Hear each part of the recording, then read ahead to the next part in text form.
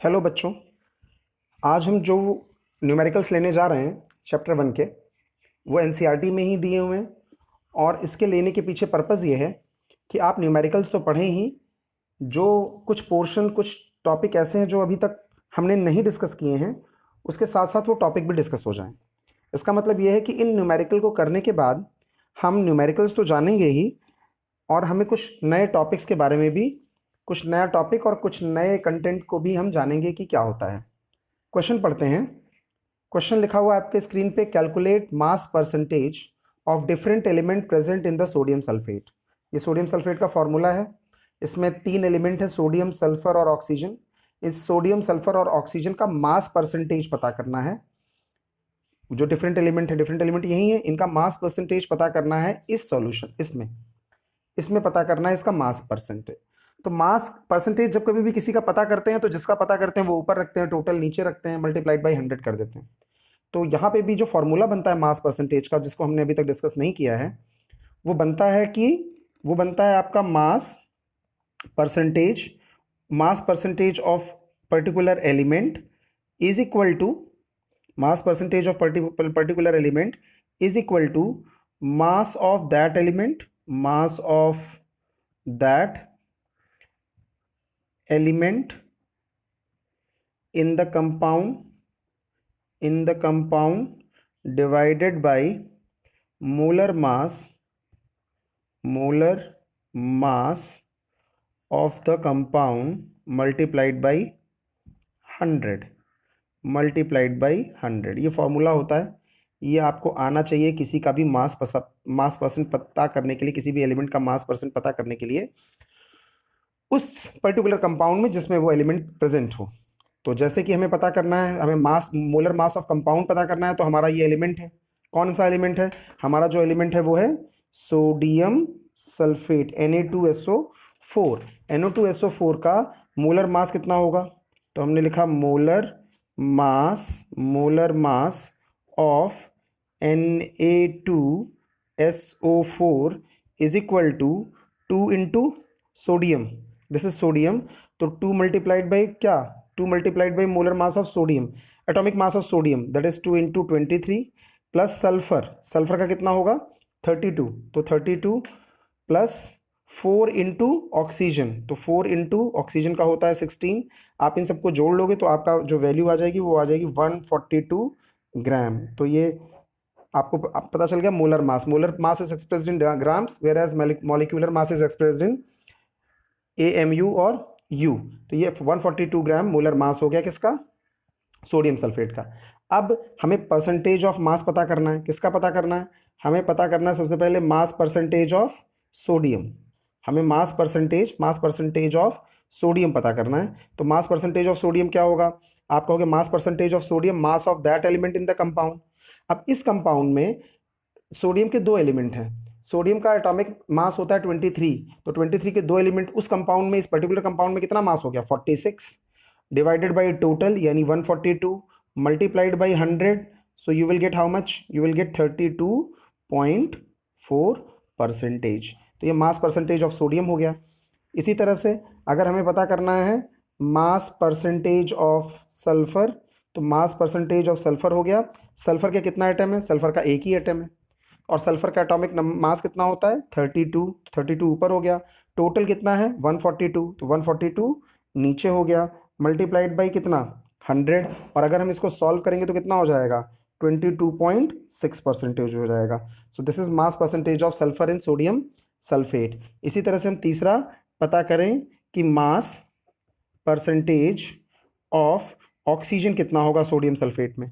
तो ऑक्सीजन का टोटल जितने एटम्स हैं, कितने एटम्स हैं? 4 एटम्स हैं, तो 4 एटम्स के मॉलिक्यूलर एटॉमिक वेट हो जाएगा 4 इंटू ऑक्सीजन का 16, तो ऊपर आ जाएगा 64 divided by total 142 multiplied by 100, so you will get कितना?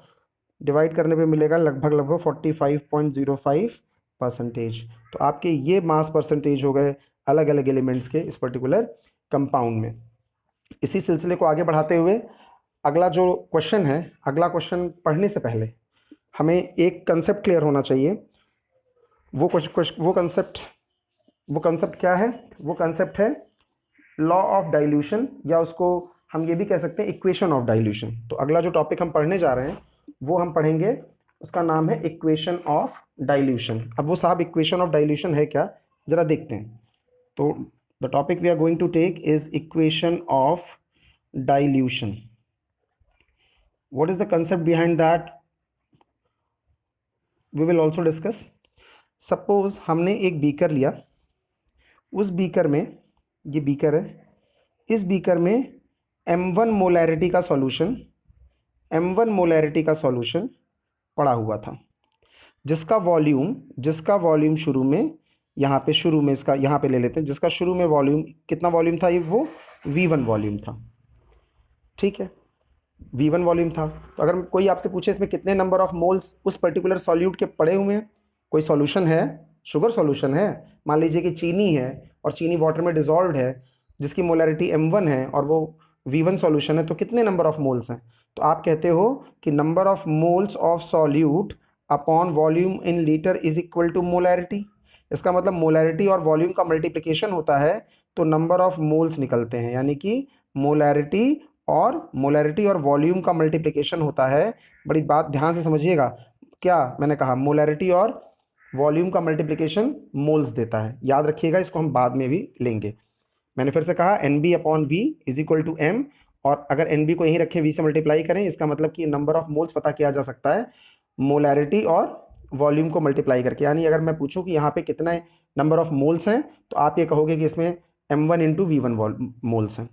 अब आपने बाहर से इसको डाइल्यूट कर दिया, मान लीजिए वाटर और ऐड कर दिया, और इतना वाटर ऐड कर दिया कि अब जो नया वाटर का लेवल हो गया, इतना वाटर ऐड कर दिया कि जो नया वाटर का लेवल हो गया, वो वाटर का लेवल आपका V2 हो गया, V2 हो गया, पानी बढ़ गया। अब भले वाटर ऐड कर दिया, लेकिन नंबर ऑफ मोल्स तो उतने ही है ना, नंबर ऑफ मोल्स उतने ही है, शुगर के जितने पार्टिकल्स थे वो उसी में उतने ही है, लेकिन वॉल्यूम चेंज हो गया। वॉल्यूम चेंज होने से इस सॉल्यूशन की कंसंट्रेशन, पानी ऐड किया, कंसंट्रेशन बदल करके m2 हो गई। यस सर, कंसंट्रेशन बदल गई। क्यों कंसंट्रेशन बदल गई? अगर पहले गाढ़ा सॉल्यूशन था चीनी का, आपने पानी और डाल दिया, आपने और ऐड कर दिया सॉल्वेंट, तो आपका क्या हो गया, सॉल्यूशन की कंसंट्रेशन m2 हो गई। लेकिन अब यहाँ से नंबर ऑफ मोल्स कितने हो गए, अगर मैं यहाँ पे पहले यहाँ पे नंबर ऑफ मोल्स मेरे पास कितने थे, m1 v1, किसके, जो शुगर का था, पहले m1 v1 था। कैसे? आपने तो कहा कि मोलैरिटी और वॉल्यूम को मल्टीप्लाई करने पर मुझे नंबर ऑफ मोल्स मिलते हैं, तो पहले नंबर ऑफ मोल्स इस सॉल्यूशन में m1 v1 थे। अभी कितने हो गए, अभी इसकी मोलैरिटी कितनी हो गई, पानी डालने के बाद m2 हो गई, वॉल्यूम कितना हो गया बढ़ के, v2 हो गया। तो अभी कितनी हो गई, अभी कितने नंबर ऑफ मोल्स हो गए, m2 v2, और आप कह रहे हो नंबर ऑफ मोल्स तो उतने ही हुए, शुगर सॉल्यूशन तो कहीं बदला ही नहीं है। इसका मतलब m1 v1 is equal to m2 v2 होगा, and this is called as equation of dilution. This is known as m1 v1 is equal to m2 v2 is known as equation of dilution. So keep this point in your mind कि what is the meaning of m1 v1 is equal to m2 v2। m1 पहले की concentration, पहले का volume, m2 बाद की concentration in molarity, और v2 बाद का वॉल्यूम। ये इक्वल क्यों होते हैं? क्योंकि नंबर ऑफ मोल्स सॉल्यूशन में उतने ही रहते हैं, आपने इसको और डाइल्यूट कर दिया और इसमें सॉल्वेंट डाल दिया। तो मेरे ख्याल से चीज़ें क्लियर हुई। इसी पे बेस्ड एक क्वेश्चन करेंगे। क्वेश्चन जो है हमारा इस पे बेस्ड, वो क्वेश्चन ये है, इसी पे बेस्ड क्वेश्चन जो हमें करना है वो ये है कि आपकी स्क्रीन पर दिख रहा होगा, अभी आपकी स्क्रीन पे है, if density of methanol, if density of methanol, methanol is CH3OH, if density of methanol is 0.793 kg per liter, what is the volume needed for making 2.5 liter of इतना मोलर सॉल्यूशन। वो ये कह रहा है कि अगर मिथेनॉल की density इतनी है तो कितना वॉल्यूम रिक्वायर होगा ताकि सॉल्यूशन इतने लीटर इतने मोलर बन जाए, वही सॉल्यूशन मिथेनॉल इतने मोलर इतने लीटर बन जाए। तो आप कहोगे कि सॉल्यूशन में सर, जो सॉल्यूशन में यहाँ अगर हम रफ करें तो मैं समझाऊँ आपको कि जो आप कहोगे अगर हमारे पास ये इक्वेशन है m1 v1 is equal to m2 v2 जो अभी भी हम पढ़ के आए हैं, तो आप कहोगे सर वॉल्यूम बाद का, ये हमको पता है, बाद का वॉल्यूम 2.5 हो गया सर, दिया हुआ है 2.5 बनाना है। बाद का मोलैरिटी, बाद की मोलैरिटी कितनी होनी चाहिए, 2.25 सर, ये भी दी हुई है। आप आपको वॉल्यूम पता करना है। कह रहा है डेंसिटी दी हुई है, what is the volume needed for making it, इसकी कितना वॉल्यूम लगेगा, यानी this is you have to find. अब मोलैरिटी आपको इस डेंसिटी से पता करनी है, आपको मोलैरिटी उस डेंसिटी से पता करनी है। मैं फिर से बता दे रहा हूं, कितने वॉल्यूम का सॉल्यूशन बनाना है, आपको पता है 2.5 m1v1 is equal to m2v2 होता है। कितने वॉल्यूम का सॉल्यूशन बनाना है, 2.5 लीटर का। उसकी मोलैरिटी कितनी होनी चाहिए, 0.25, वो भी दी हुई है। तो कह रहा है कितना वॉल्यूम ऑफ इस कंसेंट्रेशन का सॉल्यूशन लगेगा। तो मैंने कहा m1v1, v1 भी हमें पता करना है, v1 ही तो पता करना है, क्वेश्चन पूछ तो रहा है what is the volume needed for making the solution of this one. अब साहब अगर आप देखो यहाँ पे तो आपको क्लियर होगा कि आपको डेंसिटी दी हुई है, मोलैरिटी नहीं दी हुई है। तो क्या हम डेंसिटी मोलैरिटी की मदद से पता कर सकते हैं? क्या हम डेंसिटी मोलैरिटी की मदद से पता कर सकते हैं? हमारे पास कोई ट्रिक है कि डेंसिटी सॉल्यूशन की दी हो, मोलैरिटी की मदद से पता कर सकते हैं? तो अगर डेंसिटी को देखो आप, तो डेंसिटी की यहाँ पे जो यूनिट दी हुई है, अगर आप देखो यहाँ पे, तो डेंसिटी आपको दी हुई है, डेंसिटी दी हुई है 0.793 kg पर लीटर। चलिए मैं पर लीटर को जानबूझ के ऐसे लिख रहा हूँ, उन्होंने लीटर इनवर्स लिखा है, मैं पर लीटर को ऐसे लिख देता हूँ। अगर मेरे पास, ठीक है, अब मेरे पास मिथेनॉल है, तो मिथेनॉल अगर मेरे पास है तो मिथेनॉल का क्या है मेरे पास, आप मिथेनॉल से क्या निकाल सकते हो, आप मिथेनॉल से उसका मोलर मास निकाल सकते हो। तो अगर मिथेनॉल आपके पास, अगर मैं बात करूं मिथेनॉल की, तो मिथेनॉल का मोलर मास मान लीजिए कुछ भी आता है, आपके पास फॉर्मूला है मिथेनॉल का, तो मिथेनॉल का अगर मोलर मास आप पता करने जाओ तो कैसे निकालेंगे, जरा आप सोचिए 1 मिनट के लिए। Methanol is what, methanol is CH3OH, आपका मिथेनॉल है, मैं फिर सब इसी पे आ रहा हूँ, आपका मिथेनॉल है CH3OH, और यहाँ से आप इसका आप मोलर मास निकालोगे, तो इसका मोलर मास जो आएगा वो आएगा साहब, मोलर मास कार्बन का 12 और हाइड्रोजन का आपका हो गया 3, और हाइड्रोजन एक्चुअली 4 हैं, तो 12 और 4 और प्लस 16, तो सारे मिला करके आपका आ जाएगा 32। अब 32 क्या होता है, ये ग्राम पर मोल होता है। मॉलिक्यूलर मास जो इसका आप बात करते हो वो ग्राम पर मोल होता है, it is known as gram पर मोल। मोलर मास 32 ग्राम पर मोल होता है। पिछली बार आपने ग्राम लिखा था, वो मोल्स की, वहाँ मोल की बात हो रही थी। तो molar mass of methanol is 32 ग्राम पर मोल। अगर मोलर मास, अगर मैं लिख दूं m को, जिससे मोलर मास से मैं मोलर मास की बात कर रहा हूं, मोलर मास क्या बल्कि मॉलिक्यूलर मास कहिए, मोलर मास मत कहिए। अगर मॉलिक्यूलर मास किसी का ग्राम पर मोल में है, और कुछ भी है, एक्स समथिंग एक्स है, कुछ भी है, मैं यहाँ पे लिख देता हूँ, चलिए 32 ग्राम पर मोल, और इस ग्राम को मैं केजी में कन्वर्ट कर दूं, केजी पर मोल कर दूं, तो आप समझिए कि मैं इस इक्वेशन को, इस डेंसिटी वाले को मॉलिक्यूलर मास से डिवाइड कर दूं, डेंसिटी वाले को मॉलिक्यूलर मास से डिवाइड कर दूं, तो ये जो फिगर आएगी वो तो आएगी कट पिट करके, लेकिन यूनिट्स का क्या होगा, केजी केजी कैंसिल हो जाएगी, ये मोल ऊपर चला जाएगा, और आपकी यूनिट कुछ समथिंग मोल्स पर लीटर आ जाएगी। तो मोल्स पर लीटर किसकी यूनिट होती है, नंबर ऑफ मोल्स की। मोल्स पर लीटर किसकी यूनिट होती है, मोलैरिटी की। किसकी यूनिट होती है, मोलैरिटी की। तो आप ही ने कहा कि अगर डेंसिटी को मॉलिक्यूलर वेट से मॉलिक्यूलर मास से डिवाइड कर दिया जाए, डेंसिटी को मॉलिक्यूलर मास से डिवाइड कर दिया जाए, तो आपको मोलैरिटी मिलेगा डेंसिटी को। लेकिन डेंसिटी किस में होनी चाहिए, उसी यूनिट में। ये नहीं हो कि मॉलिक्यूलर वेट आपका ग्राम पर मोल है, उसको केजी में बदलना पड़ेगा। So this is very very important thing that you should know, कि molarity is equal to density upon, अगर आप मॉलिक्यूलर मास करोगे तो आपको मोलैरिटी मिलेगी। ये कहीं पे लिख लीजिएगा। What we have to think कि molecular weight should be in किसमें, केजी पर मोल में होनी चाहिए, ग्राम पर मोल में नहीं होना चाहिए। इसी पे बेस्ड हम इस क्वेश्चन को करेंगे। आपको दिया हुआ है इफ डेंसिटी ऑफ द, आपको मोलैरिटी पता करनी है। मैंने ये क्वेश्चन ऑलरेडी डिस्कस कर दिया था कि m1v1 इक्वल टू m2v2 होता है, v2 दिया है, m2 दिया है, v1 हमें पता करना है, और m1 हमें डेटा से अगर निकाल लेते तो v1 की वैल्यू पता लग जाएगी। अब m1 की वैल्यू डेटा से कहाँ से पता लगाएंगे, m1 की वैल्यू कैसे निकालेंगे? तो आपने कहा since molarity of methanol, molarity of methanol CH3OH of density is equal to कितना, 0.793 kg पर लीटर, इज इक्वल टू कितना होगा, मोलैरिटी ऑफ मोलैरिटी ऑफ इतना, अगर आपको ये निकालना है तो कितनी मोलैरिटी होगी, तो आपने कहा मोलैरिटी का जो फॉर्मूला आपने अभी हम डिस्कस हुई कि density upon molecular mass of of course methanol है तो मिथेनॉल की बात करेंगे, ये हमारा इक्वेशन नंबर 1 हो गया।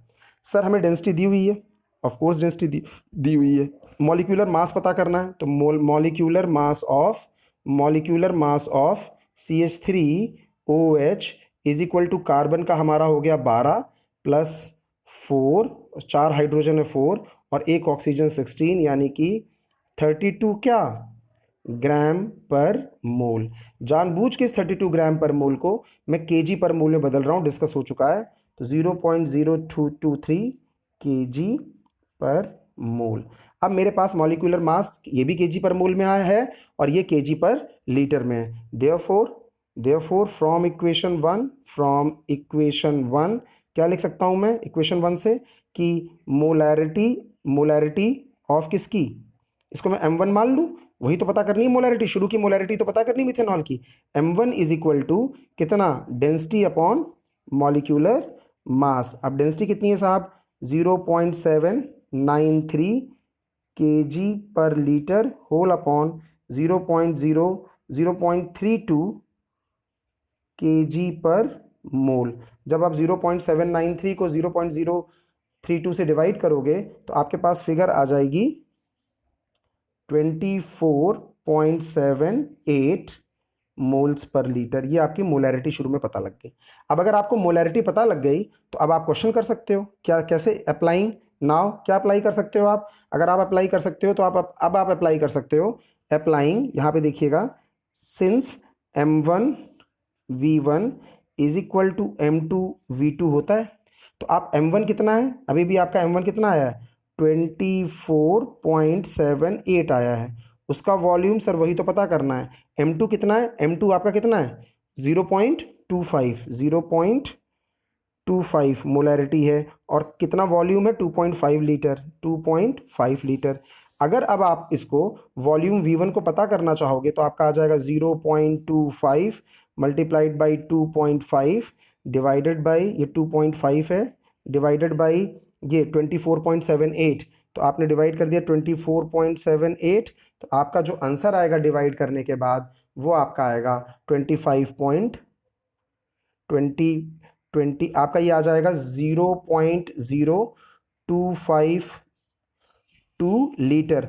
ml में बदलने के लिए आप इसको 100 से मल्टीप्लाई कर दीजिए तो आंसर आपका हो जाएगा 25.22 मिलीलीटर। ये आपका इतना आंसर है, यानी कि 25.22 ml अगर इस डेंसिटी का मिथेनॉल लिया जाए तो, और उसमें 2.5 लीटर इसको डाइल्यूट कर लिया जाए तो कंसंट्रेशन उसकी 0.25 हो जाएगी। तो उसकी पहले कंसंट्रेशन कितनी थी, उसकी पहले कंसंट्रेशन बहुत ज़्यादा थी, कितनी थी 24.78 थी। अगर आप उसको डाइल्यूट करोगे 2.5 लीटर तक तो उसकी कंसंट्रेशन घट करके 0.25 हो जाएगी। तो ये क्वेश्चन बहुत इंपॉर्टेंट है, it's a concept building question.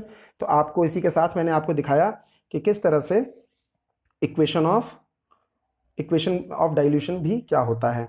इसके बाद जो हम क्वेश्चन लेने जा रहे हैं, जो हम इसके बाद क्वेश्चन की बात करेंगे वो भी आपके एनसीईआरटी का ही क्वेश्चन है, और वो एनसीईआरटी का क्वेश्चन है और वो भी इम्पॉर्टेंट है अपने आप में। वो क्वेश्चन ये है जो आपको स्क्रीन पे दिख रहा है, what will be the mass of 1 carbon 12 atom in grams. अब ये बड़ी दुविधा वाली बात है, सर ये क्या पूछ रहे हैं, what will be the mass of एक कार्बन 12 का, कि एक एटम का मास कितना होगा। अब देखिए यहीं पे गड़बड़ी होती है, बच्चा कहता है कि एक एटम का मास 12 हो जाएगा, 12 ग्राम। अरे 12 ग्राम तो बहुत ज़्यादा होता है, 12 ग्राम एक एटम का मास नहीं होता है, 1 मोल ऑफ एटम का मास होता है। मैं फिर से क्लियर कर दूं आपको इस बात को कि जो आपका एटॉमिक वेट होता है, वो एटॉमिक वेट जो 12 आप ग्राम लिखते हो, वो 12 ग्राम एक एटम का नहीं होता है, it is a weight of 1 mole atom of that element. यानी कि अगर कार्बन 12 का एटॉमिक वेट 12 है आपने कहा, तो एटॉमिक वेट जो 12 ग्राम कार्बन 12 का होगा वो 1 मोल कार्बन का होगा। तो आप लिखोगे सिंस, आप यहीं से सॉल्यूशन लिखोगे और सॉल्यूशन आपका रहेगा सिंस क्या, weight of weight of 1 mole of carbon atom, वो कितना हो गया साहब, वो 12 ग्राम हो गया, क्योंकि एटॉमिक वेट होता है। इसका मतलब एक मोल में कितना होता है, यानी weight of 6.022 into 10⁻23 carbon atoms की बात करें, तब वो आएगा कितना, 12 ग्राम आएगा। तो वेट ऑफ 1 कार्बन एटम कितना हो जाएगा, एक कार्बन एटम का वेट कितना हो जाएगा, 12/6.022 इंटू 23 इतना हो जाएगा वेट ऑफ 1 कार्बन एटम। और जब आप इसको सॉल्व करोगे तो आपके पास जो फिगर आएगी वो आएगी 1.993 मल्टीप्लाइड बाई 10⁻⁻23 ग्राम। तो ये एक एटम का वेट इतना होगा, एक एटम का वेट ये होगा, ये नहीं होगा, ये एक मोल एटम का वेट है। जो एटॉमिक वेट होता है वो एक मोल ऑफ एटम के बराबर होता है, जो मॉलिक्यूलर वेट होता है वो एक मोल ऑफ मॉलिक्यूल के वेट का होता है। यानी कि अगर मैं वाटर का मैं मॉलिक्यूलर वेट 18 ग्राम बोलूं तो 18 ग्राम वाटर के एक मॉलिक्यूल का वेट नहीं है, वो 1 मोल मॉलिक्यूल ऑफ वाटर का वेट है। एक मोल वाटर के मॉलिक्यूल का वेट 18 ग्राम है। तो मेरे ख्याल से ये भी कंसेप्ट समझ में आया होगा। अक्सर आप मिसअंडरस्टूड करते हो इस क्वेश्चन को। अगला क्वेश्चन साहब हम देखें, अगर हम बढ़ें आगे अगले क्वेश्चन पे, इसके बाद 2 क्वेश्चन और करेंगे। तो अगला क्वेश्चन जो हमारे पास है वो ये है, आपकी स्क्रीन पे दिख रहा है। वो क्वेश्चन दिख रहा है आपको कि calcium carbonate reacts with aqueous HCl।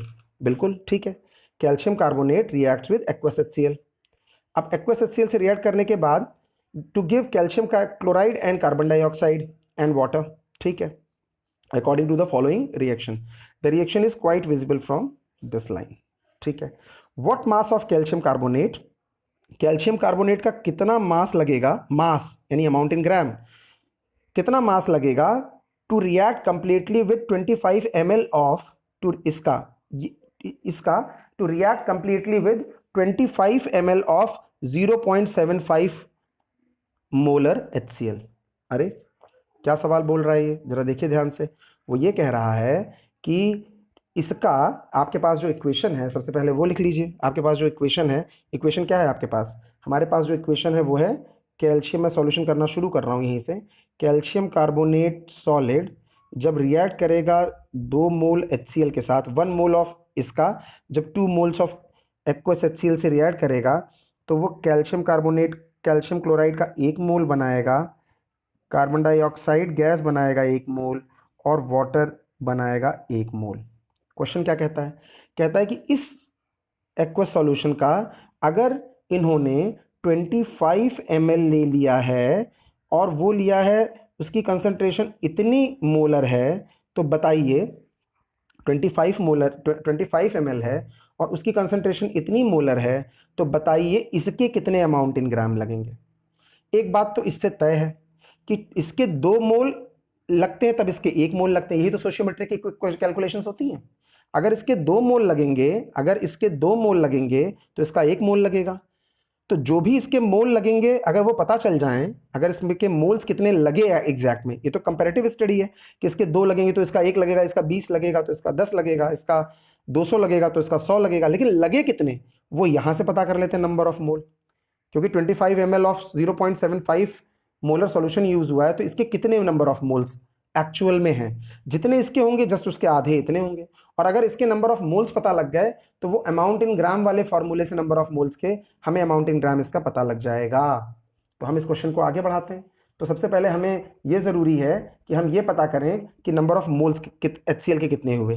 तो सॉल्यूशन में number of moles of HCl, अभी मैंने आपको पीछे बताया कि जब आप मोलैरिटी को वॉल्यूम से मल्टीप्लाई करते हो तो नंबर ऑफ मोल्स मिलते हैं। बस ध्यान क्या देना है कि मोलैरिटी को जब वॉल्यूम से मल्टीप्लाई कर रहे हो तो वो लीटर्स में हो। तो आपने कहा number of moles of HCl, इसको मैं number of moles of HCl को NHCl से डिनोट करूंगा। NHCl is equal to molarity of HCl, जो भी molarity of HCl into volume of HCl। अरे आप ही तो कहते हो number of moles upon volume in litre is equal to molarity, वही वॉल्यूम इन लीटर यहाँ मल्टीप्लाई कर दिया और या एक फॉर्मूला याद कर लिया कि जब कभी भी मोलैरिटी को वॉल्यूम से मल्टीप्लाई करेंगे तो HCl तो नंबर ऑफ मोल्स मिलेंगे। बस शर्त ये जो है ये लीटर्स में होना चाहिए, क्योंकि आप पढ़ते ही हो मोलैरिटी की डेफिनेशन में कि number of moles upon volume in litre is equal to molarity, तो वॉल्यूम इन लीटर होना चाहिए। अब इसकी मोलैरिटी कितनी दी हुई है 0.75, वॉल्यूम कितना दिया हुआ है, वॉल्यूम कितना दिया हुआ है, वॉल्यूम दिया हुआ है 25, लेकिन इसको आपको लीटर में बदलने के लिए ml में है तो 1000 से डिवाइड करना पड़ेगा। यानी ये जब डिवाइड करोगे तो आपके पास एक फिगर आ जाएगी और वो फिगर हो जाएगी 0.01875। इतने नंबर ऑफ मोल्स किसके हैं, इतने नंबर ऑफ मोल्स HCl के हैं। तो therefore number of moles of HCl is equal to 0.01875। यहाँ तक तो समझ में आ गया। अब इस इक्वेशन से ये भी पता चलता है कि अगर हमारे पास इसके 2 मोल्स हैं तो इसके आधे मोल्स लगेंगे। तो इसके जितने मोल्स हैं कैल्शियम कार्बोनेट के रिक्वायर्ड नंबर ऑफ मोल्स कितने लगेंगे, रिक्वायर्ड नंबर ऑफ क्या, required number of moles of calcium carbonate वो कितना लगेगा साहब, वो लगेगा आपका कितना, वो लगेगा आपका जितने भी इसके हैं, जितने भी HCl के हैं 0.01875 उसका आधा लगेगा। कहाँ से पता चला, सोशियोमेट्रिक इक्वेशन से पता लगा कि इसके 2 मोल लगेंगे तो इसका 1 मोल लगेगा। इसको आपने जैसे ही आधा किया तो आपके पास जो फिगर आ गई इसको डिवाइड करने के बाद 2 से, वो फिगर आपके पास आ गई 0.009375। तो इतने नंबर ऑफ मोल्स आपके पता चल गए कि number of moles of calcium carbonate is equal to 0.0097375। कुछ बच्चे बोलते हैं सर जब आपने डिवाइड किया तो यहाँ 9375 नहीं आएगा, यहाँ 9359 आएगा, ये आएगा। ये केमिस्ट्री नहीं है, ये बाबूगिरी है, वो आप करते रहिएगा घर पे। मैं आपको केमिस्ट्री बता रहा हूँ कि कैसा, वो आप डिवाइड मल्टीप्लाई करते रहिएगा। मैंने इसको डिवाइड किया, मेरे हिसाब से इतना आया। अब इतना डिवाइड करने के बाद आपके नंबर ऑफ मोल्स किसके पता चल गए, कैल्शियम कार्बोनेट के पता चल गए। तो अमाउंट इन ग्राम ही तो पता करना है। तो आपके पास फॉर्मूला है, since number of moles is equal to amount in gram upon जो भी मॉलिक्यूल है, कैल्शियम कार्बोनेट है तो उसका molecular mass of calcium carbonate. उसका फॉर्मूला आप देखिएगा, मेरा formula number 3, number of moles is equal to amount in gram upon molecular weight, बल्कि लिखिएगा मॉलिक्यूलर वेट लिखिएगा, मॉलिक्यूलर वेट। तो अमाउंट इन ग्राम कितना आया 0.0097375 आया। मॉलिक्यूलर वेट कैल्शियम कार्बोनेट का कितना होता है, वो होता है 100 साहब, वो होता है आपका कितना 100। तो जैसे ही आप 100 से डिवाइड करोगे इसको, तो आपको 100 से डिवाइड करोगे तो ये आई एम सॉरी, ये तो हमें पता करना है ना amount in gram, number of moles आपको दिया हुआ है यहाँ, सॉरी नंबर ऑफ मोल्स की वैल्यू कितनी आएगी 0.0097375 is equal to amount in gram. Sir वही तो पता करना है, और जो मॉलिक्यूलर वेट होता है कैल्शियम कार्बोनेट का वो 1000 होता है। जैसे ये मल्टीप्लाई होगा, यहाँ आ जाइएगा तो आपको अमाउंट इन ग्राम कितना पता चलेगा, अमाउंट इन ग्राम कितना पता लगेगा, 1000 से मल्टीप्लाई आप कर दोगे तो आपका आ जाएगा 9.1000 से 0.000 भी आएगा शायद, इसमें डिवाइड करेंगे तो 1 मिनट में डिवाइड कर ही लेता हूँ इसको। अगर आप डिवाइड करते हो इसको तो ये आ गया आपका 935 9000 अमाउंट इन ग्राम अपॉन, ये 100 होता है, 1000 से कर रहा हूँ मैं। Molecular weight of calcium carbonate is 1000 लिख दिया जल्दी में, ये 100 होता है। और 100 से जब इसको मल्टीप्लाई करोगे तो ये हो जाएगा 0.9375 ग्राम। तो ये यानी कि कैल्शियम कार्बोनेट का 0.9375 ग्राम लगेगा। ये क्वेश्चन भी आपको देख लेना चाहिए और देख लेंगे आप। इसके बाद आज के सेशन का हम लास्ट क्वेश्चन लेने जा रहे हैं। वो लास्ट क्वेश्चन क्या है, अगला क्वेश्चन जो हमारा लास्ट है वो आपकी स्क्रीन पे है 1.36 एनसीईआरटी का क्वेश्चन, जो मैंने कहा था कि ये भी बहुत इंपॉर्टेंट है। ये कह रहा है chlorine is prepared in the laboratory by treating manganese oxide and aqueous HCl।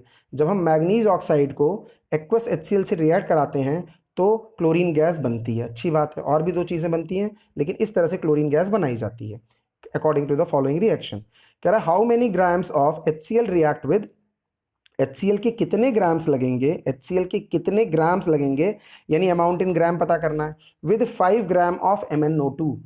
MnO2 के 5 ग्राम के साथ, MnO2 के 5 ग्राम के अगर ले लीजिए, MnO2 का 5 ग्राम ले लीजिए तो HCl के कितने ग्राम लगेंगे ये बताइए, अमाउंट इन ग्राम बताइए।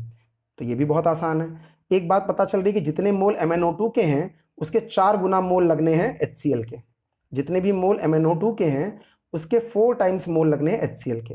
यानी कि MnO2 के अगर मोल्स पता लग गए तो HCl के मोल्स पता लग गए। और HCl के अगर नंबर ऑफ मोल्स पता लग गए तो अमाउंट इन ग्राम से अमाउंट इन ग्राम वाले फॉर्मूले से ये पता लग जाएगा। बड़ी सिंपल सी बात है। तो हम थोड़ा सा इसको सॉल्व करने की कोशिश करें तो मैं आपको कैलकुलेट करके बता देता हूं पहले कि MnO2 का मैग्नीशियम MnO2 का मॉलिक्यूलर वेट जो होता है वो होता है 87 ग्राम। मैं फिर से बता रहा हूं MnO2 का मॉलिक्यूलर वेट मैं यहाँ पे लिख ही दे रहा हूं, दिया तो नहीं है, आप कैलकुलेट कर लीजिएगा। Molecular weight of MnO2 is equal to 87, वो निकाल सकते हैं आप 87 ग्राम।